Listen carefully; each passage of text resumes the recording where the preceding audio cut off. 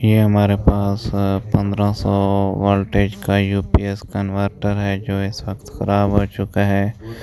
ये एसी से डीसी से एसी को करंट में चेंज करता है। इसकी यहाँ से जो तार है उससे स्पार्किंग करती थी, जिसकी वजह से ये ऑन ऑफ हो जाता था।